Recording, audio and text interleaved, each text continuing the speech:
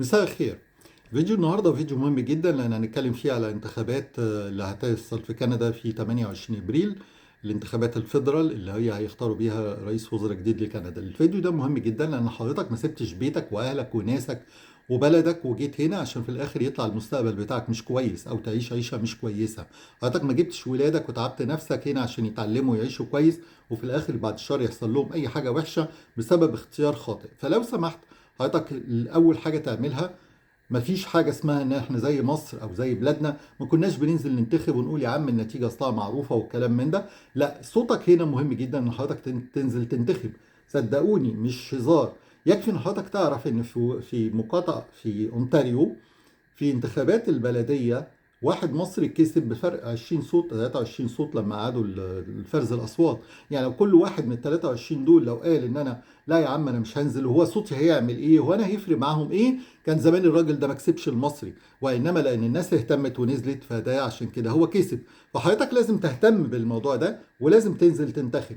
انتخب مين وانتخب ازاي انا هعرفك كل حاجه في الفيديو ده بدون اراء شخصيه. انا مش هقول انا عن نفسي عايز ايه او انا بفكر ازاي او كلام من ده. حضرتك عندك دماغك حلوه، حضرتك دماغك كويسه، فكروا هتنتخبوا مين لمصلحتكم لمصلحه ولادكم. ما تسمعوش كلام اي حد، ما تسمعوش كلام بيتقال وخلاص. لا، الكلام اللي هقوله لكم النهارده ده كله حقائق، ما فيهوش اي حاجه بخترعها.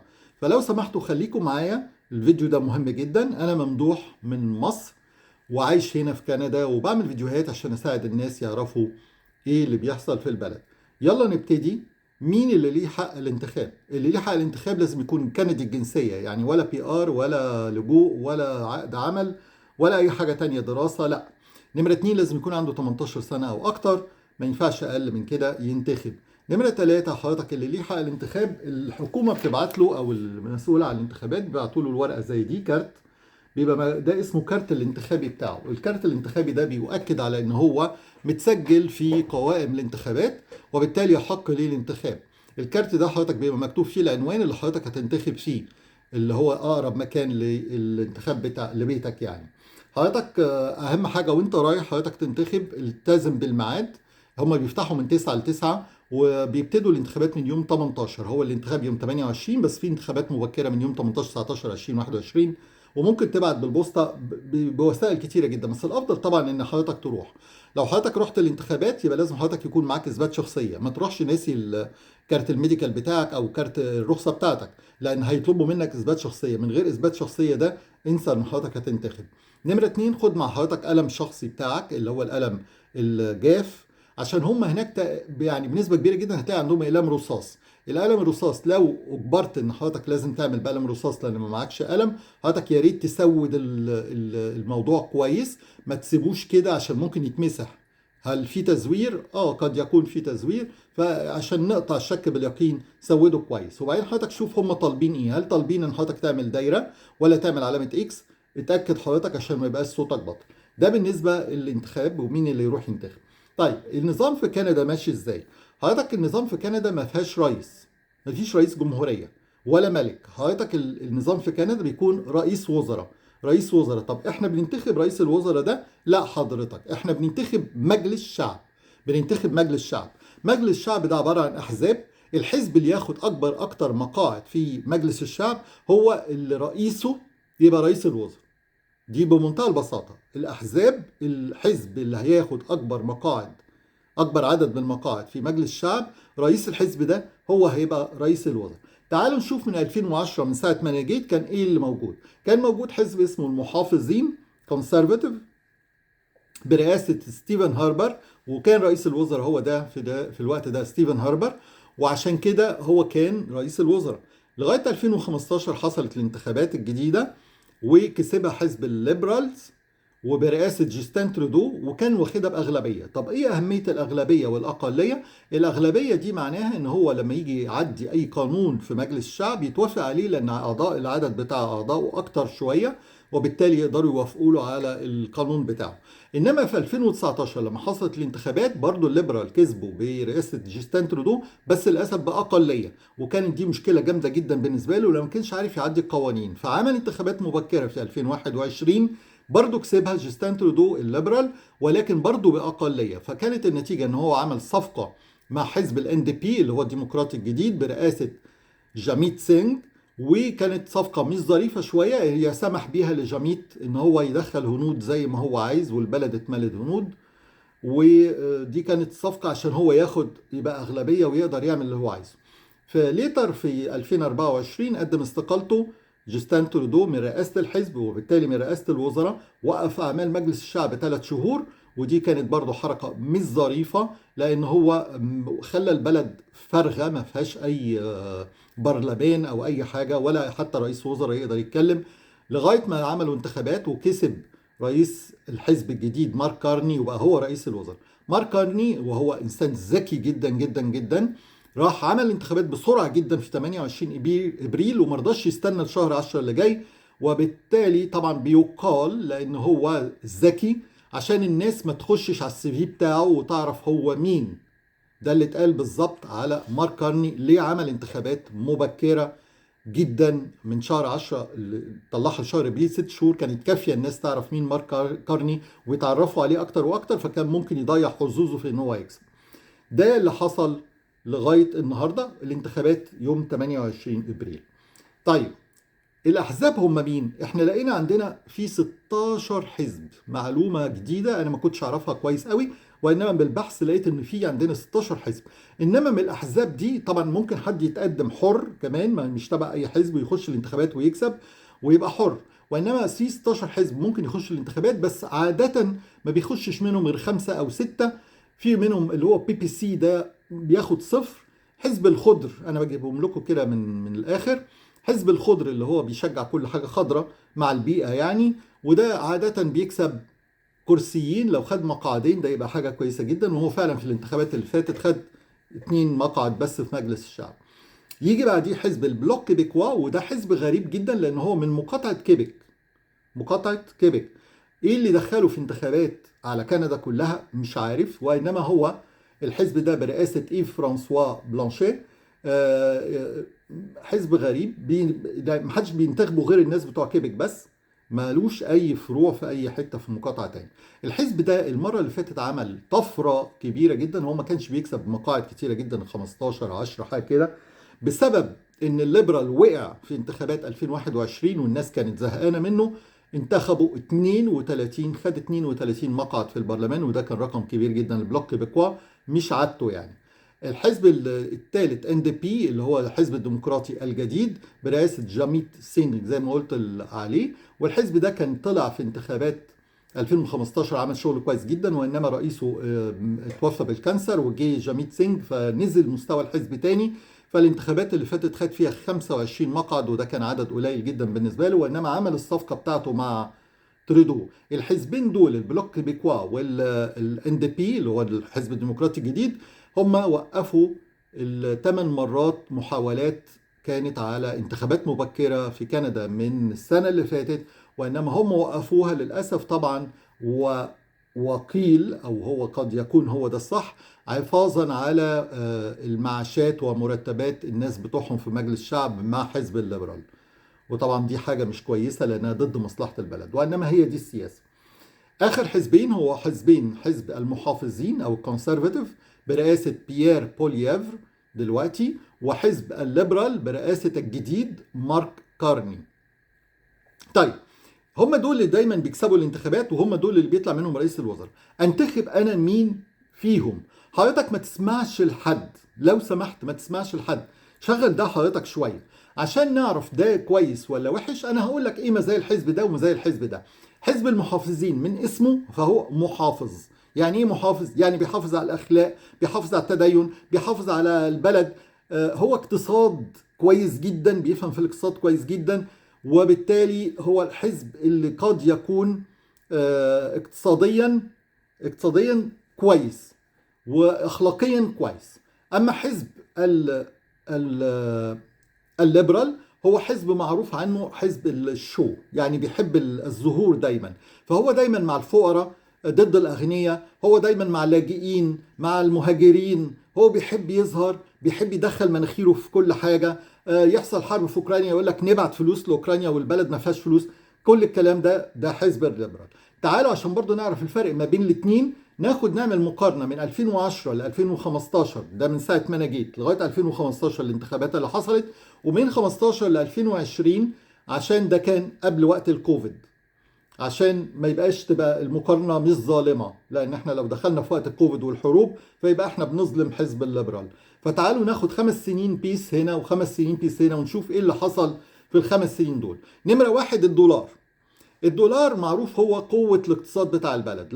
لو عملة بلدك عالية ده معناه ان اقتصادك قوي، لو عملة بلدك نزلت ده معناه ان اقتصادك مش قوي. الدولار ايام ستيفن هاربر حزب المحافظين من 2010 ل 2015 كان الدولار الامريكاني بيساوي 1 كندي، واكتر حاجة وصل لها الدولار الامريكاني 5 قروش او 5 سنت يعني كندي. في من 2015 ل 2020 الدولار نزل ووصل في اوقات لغايه 1.32، بس المتوسط بتاعه كان تقريبا 1.27.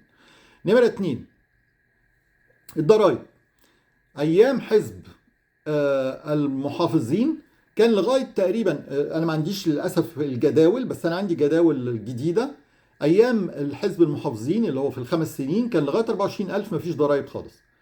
دلوقتي حزب الليبرال من ساعة ما جه الضرايب بقت في كيباك هنا، أنا هديكم مثل في كيباك هنا، اللي لغاية 18,000 وحتة يعني يدفع 12.53% ضرايب، ومن 18,000 وحتة لغاية 51,000 وحتة يدفع 26.53. يعني الفرق ما بين 18,000 و51 ده هيدفع عليه 26. يعني هفترض واحد بياخد 2,000 دولار في الشهر يعمل له 24,000 في السنة. ال 18,000 عليهم 12.53 وال 6,000 عليهم 26%.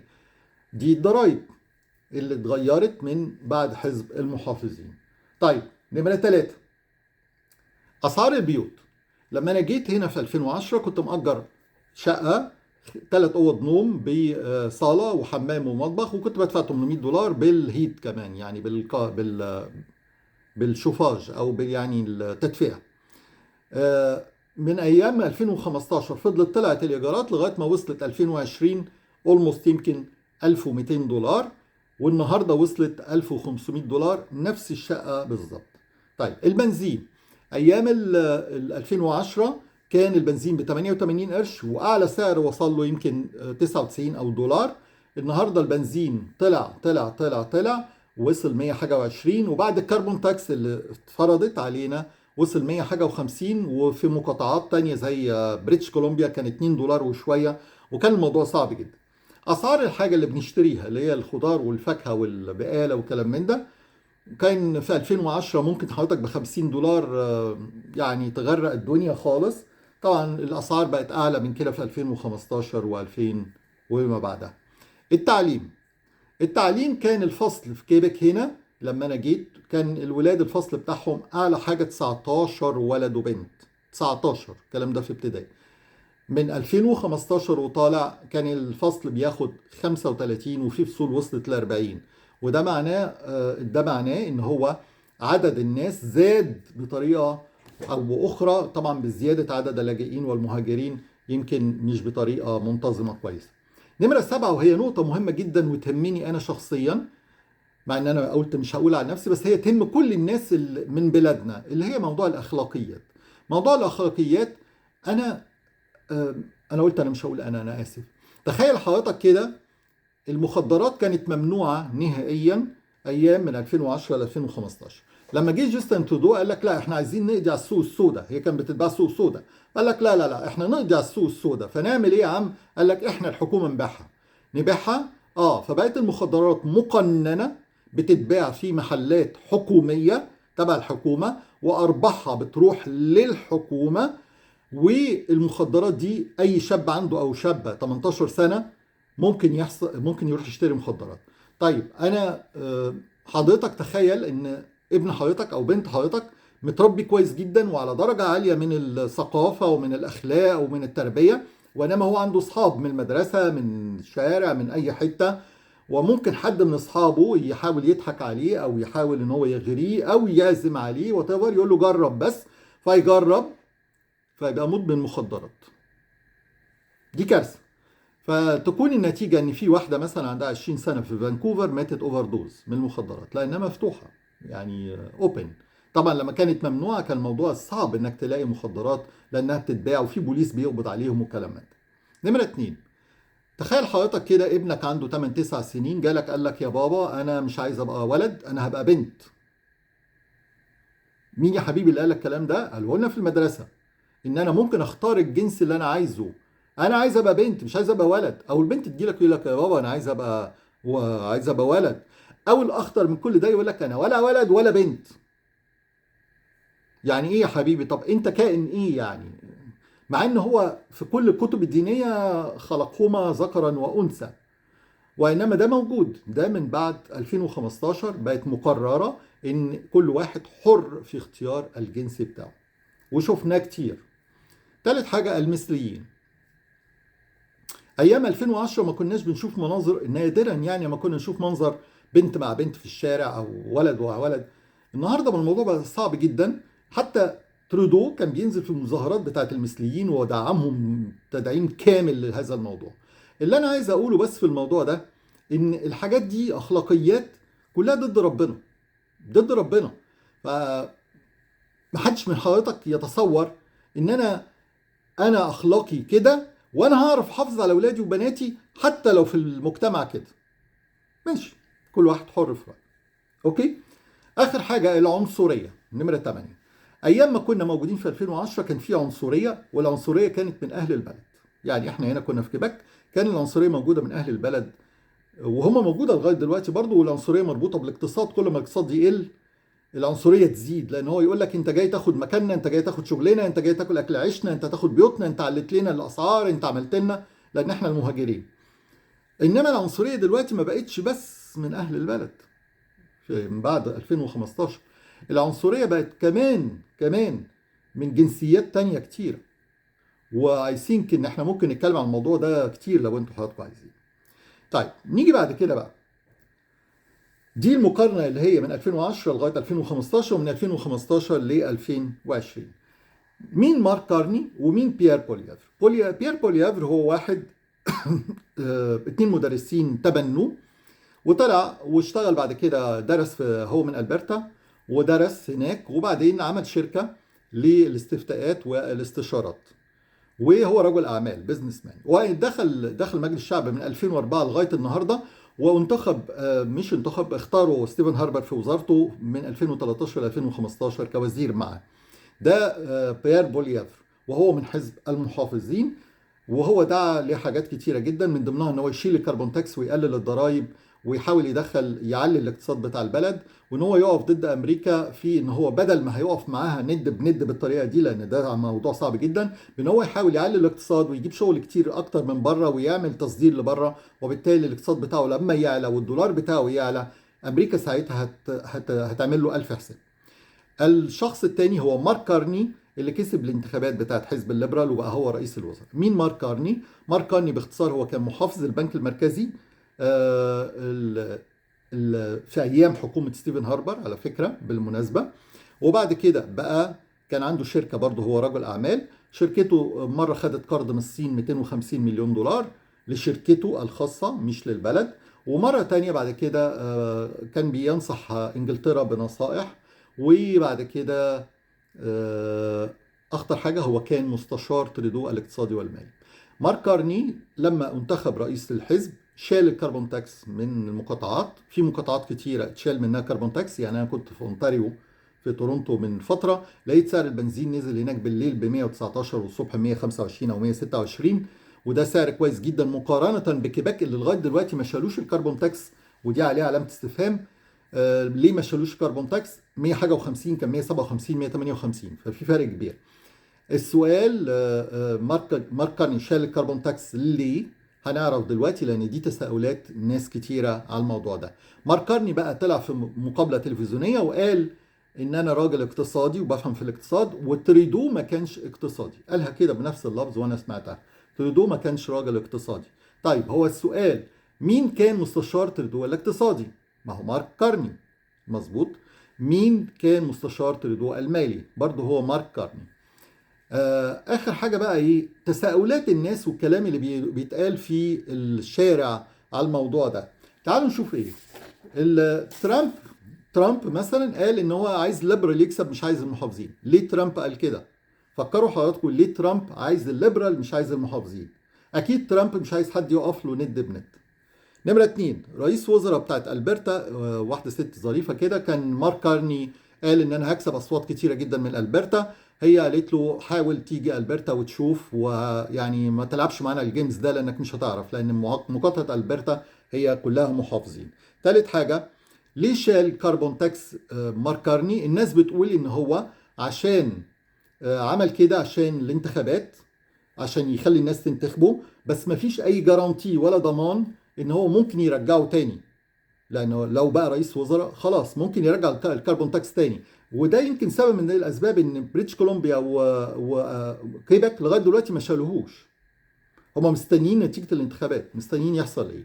قد يكون صح كلامهم، قد يكون خطأ، الله اعلم. انا عرضت لكم كل اللي بيتقال في السوق وكل اللي بيتقال في الاجواء، وعرضت لكم موضوع الانتخابات والاحزاب. حضرتك يا ريت تاخد قرارك بنفسك، يا ريت تفكر صح، عشان ده مستقبلنا. يومكم جميل، سلام.